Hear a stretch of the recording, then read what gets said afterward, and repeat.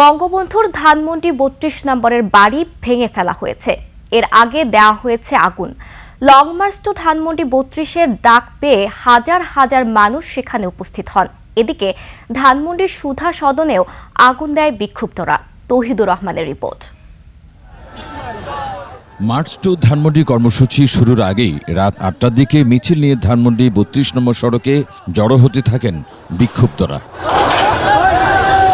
এক পর্যায়ে শুরু হয় ভাঙচুর, পরে ধরিয়ে দেয়া হয় আগুন। এরপর রাত আনুমানিক 10:55 বুলডোজার নিয়ে আসা হয় এবং 11:10 দিকে বুলডোজার দিয়ে বাড়িটি গুঁড়িয়ে দেওয়ার কাজ শুরু হয়।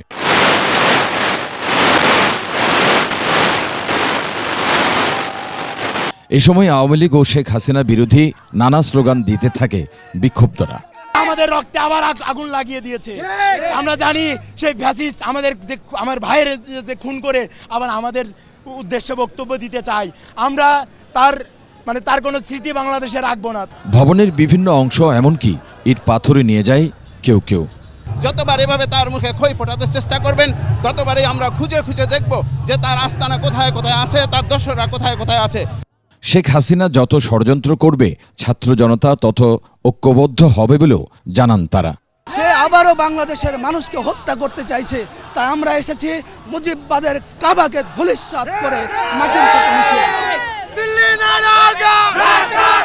ওর এখানে যে বাড়ি শেষ করার মাধ্যমে আমরা আওয়ামী লীগকে শেষ করতে চাইতেছি, ফ্যাসিবাদ ফুললি কমপ্লিট শেষ করতে চাইতেছি। এদিকে শেখ হাসিনার বাসস্থান ধানমন্ডির সুধা সদনেও প্রথমে আগুন এবং পরে গুঁড়িয়ে দেয়া হয়।